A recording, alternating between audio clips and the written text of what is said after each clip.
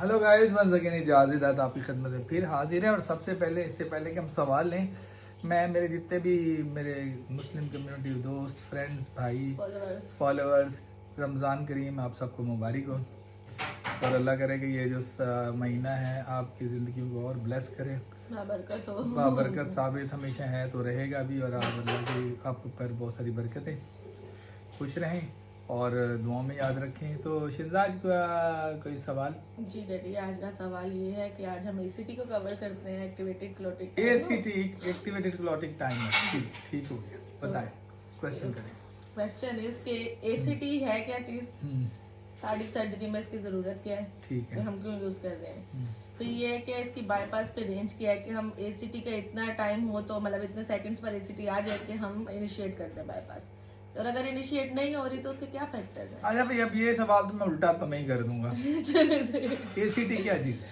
ACT जो activated clotting time है, मतलब यानी कि कि जो हमारे खून का पतला होने खून का, के पतले होने को जो है हम मतलब जब उसके मेडिसिन सेकंड्स के कितनी देर तक खून का पतला रहेगा। हाँ, तो सबसे तो- पहली बात तो ये है कि हम खून पतला करेंगे कैसे। कैसे? खून पतला हम करेंगे एक ड्रग के थ्रू जिसका नाम है हेपरिन।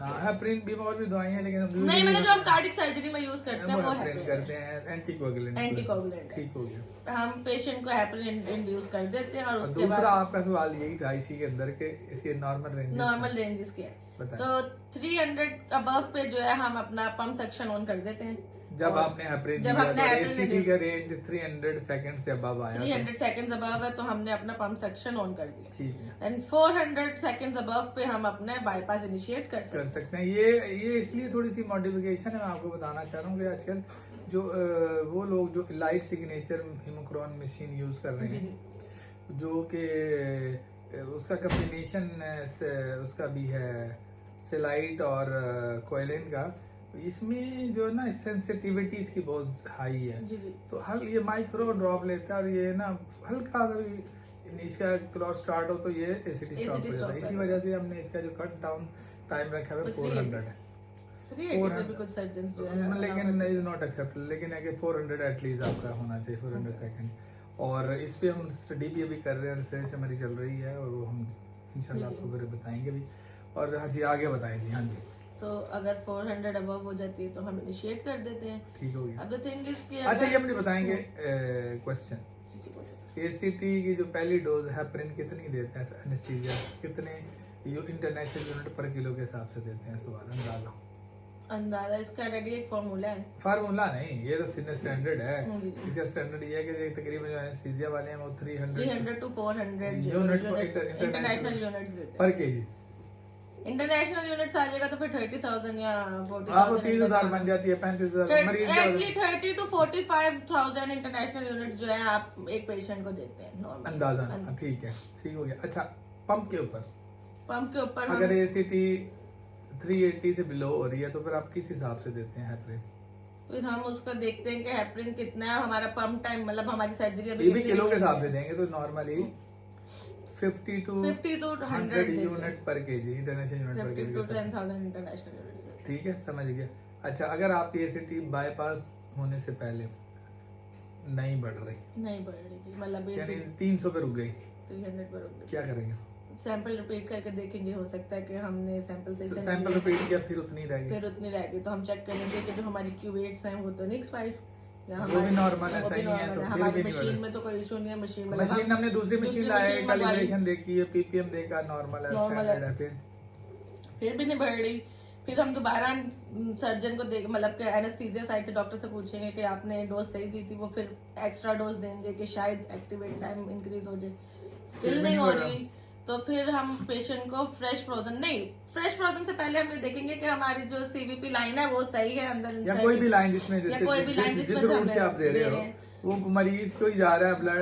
उसके साथ हम हेपरिन का जो ड्रग हम दे रहे हैं वो भी देख लेंगे कहीं एक्सपायर्ड तो नहीं थी, हम एक्सपायर्ड तो नहीं दे रहे। तो ये सारी चीजें, ये सारे फैक्टर्स हैं जो हम देखते हैं। तो जब ये सब ऐसे ड्रग तो हमारी कभी भी एक्सपायर नहीं होगी क्योंकि देने से पहले ही हम उसकी डेट चेक कर लेते हैं, बट स्टिल एक दफा रिकन्फर्मेशन कभी इंसान है, ह्यूमन एरर्स हो जाते हैं, बैच कुछ लॉट ऐसे आते हैं जो इफेक्टिव हुए, तो आप उसको भी चेंज करके देखते हैं कि हेपरिन अच्छा, स्टिल नहीं इंक्रीज हो रही। हाँ। तो फिर इसका मतलब है कि आपके जो फ्रेश फ्रोजन प्लाज्मा है उसको आपको पेशेंट को देना है। तो फिर हम क्यों उसको क्यों क्यों नहीं है वजह, इसके पीछे कहानी क्या? क्योंकि इसके जो एंटी थ्रोम्बिन 3 फैक्टर्स हैं उसकी वो डेफिशिएंसी, डेफिशिएंसी है। यानी कि उसमें है ही बहुत काम है, क्योंकि आपकी जो बाइंडिंग हो रही है हेपरिन की वो वो एंटीथ्रोम्बिन है 3 फैक्टर पे हो रही है, तो उसमें है ही नहीं। है नहीं। तो फिर आप जो कह रहे हैं कि हम fresh Fresh frozen frozen plasma plasma तकरीबन 2 यूनिट आप देते हो, देते हैं। वो ताकि उसके अंदर जो फैक्टर Increase को हो जाए। बढ़ा Increase ले, हो जाए और ताकि फिर हमारी- हेपरिन अपना काम करना शुरू शुरू कर दे, तो फिर आप और बाईपास पे कुछ लोग होते हैं जो हेपरिन इंड्यूस हिट के पेशेंट होते हाँ हैं, है हेपरिन इंड्यूस्ड थ्रोम्बोसाइटोपिनिया Thrombocytopenia के मरीज होते हैं, बिल्कुल ठीक है, तो उसके लिए ये है कि यहाँ तो हम एर्गेट्रोबान देते हैं, बिल्कुल ठीक हेपरिन है। का Alternate। अल्टरनेट है, मगर दूसरी एर्गेट्रोबान को या देने के लिए जो बेबलोडिन। है उसकी वो बहुत ज्यादा मेजरमेंट्स लाइक आपको उसके बहुत देखना पड़ता है कि कैसे दे रहे हैं, क्या डोजेज है, तो यूजुअली लोग एर्गेट्रोबान या इस पे भी बात करेंगे। आजकल हमारे सेंटर में हम बेबलोडिन देते हैं जी, उसकी जगह, बिल्कुल। तो बेबलोडिन की डोज दें। अच्छा आपको मजे की बात बताऊं, जब आप हेपरिन देते हो तो जब आपका प्रोसीजर होता है तो आप उस पर रिवर्सल डोज भी प्रोटामिन देते हैं ताकि वो रिवर्स करे। रिवर्सल लेकिन जब आप एंटीथ्रोम्बिन 3 वाले मरीज ऐसे जिनकी डेफिशिएंसी वाले जिनको आप नहीं दे रहे, या हिट वाले मरीज उनमें आप बेबलोडिन नहीं है, हमारे पास नहीं है, ड्रग अवेलेबल नहीं है, तो हम प्रोटीन की सॉरी नहीं मैं कुछ और कहने लगा, तो आप बेबलोडिन जब देंगे तो इस पर रिवर्सल डोज नहीं होती, हाँ ये इसका ड्रॉबैक ये है कि इसकी रिवर्सल डोज नहीं तो है, you have to wait till के फैक्टर जो है ना जो clotting यूरिन factor, आउटपुट से निकल यानी जाए। कि कुछ टाइम लेगा कि उसमें आप फैक्टर्स बढ़ा देते हो, प्लाज्मा देते हो, पीपीएफ देते हो, प्लेटलेट्स देते हो, लेकिन आप उसकी रिवर्सल डोज को नहीं है, तो you have to wait till कि उसकी ब्लीडिंग पॉइंट नॉर्मल आ जाए। ठीक है, तो ये बेबलोडिन पे एक लेदर चैप्टर है, इस पर डिस्कस करेंगे। और मगर जो सेफेस्ट है इस टाइम वो हेपरिन ही है, हाँ common use Common use heparin जो है, है। ठीक है। तो हेपरिन के भी आगे जो है ना, एक होती है लॉन्ग स्ट्रेंथ और एक होती है लो स्ट्रेंथ हेपरिन होती है, जिसमें ये लॉन्ग पीरियड के लिए हेपरिन है लो।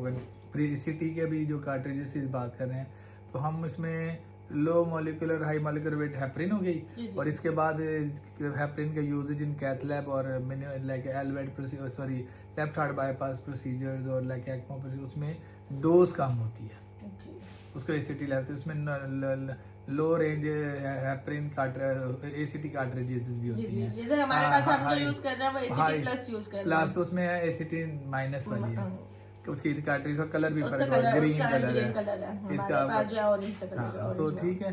तो गाइज आज का टॉपिक बड़ा मजेदार है, लेकिन मुझे जाना है यार, ज़्यादा लंबा कर नहीं सकते, मैं तो थोड़ी देर के लिए आया था। सबसे जो ज़रूरी काम आपके लिए वो है कि जब आप इस वीडियो को देखें तो लाइक करें, शेयर करें, जब लाइक करें तो शेयर भी करें और कमेंट करें, और जब आप कमेंट्स करेंगे तो हम आपको और आपसे बातचीत करेंगे। और पिछले कोई 3-4 दिन से आप कोई बातचीत नहीं कर रहे, मज़ा नहीं आ रहा, तो आप बातचीत करें, मज़ा आता है। आप हमें फीडबैक दें, अगर आपको लगता है कि हम कुछ गलत बता रहे हैं तो आप हमें हाँ, करेक्ट करें। ऐसा ना हो कि हम वीडियो बनाना बंद कर दें और फिर आप बोलेंगे जी आप बात नहीं करते, कि अब क्योंकि आप अब तो- अब हमारी आदत खत्म हो जाएगी, तो फिर आप बोलेंगे जी आप कुछ बनाएं, तो फिर हमने कुछ नहीं बनाना। तो क्या अगर आप चाहते हैं कि मेडिकल व्लॉग्स आए, मतलब परफ्यूजन रिलेटेड, तो आप हमसे क्वेश्चन करें। हाँ, और अगर आप हमें नहीं बताएं, चाहते और अगर तो आप फिर चाहते हम तो फिर दूसरे तो फिर हम डेली तो व्लॉगिंग फिर जो हम करते हैं डेली वो व्लॉगिंग शुरू कर देंगे, फिर नहीं कहना, ठीक है। डेली व्लॉगिंग के अंदर ये है कि हम फिर कतर के इवेंट्स वगैरह दिखाते हैं, ट्रैवलिंग का दिखाते हैं। तो भाई एट द एंड जहाँ रहें खुश रहें, आबाद रहें, दुआओं में याद रखें। Have a nice and good day. खुदा हाफिज।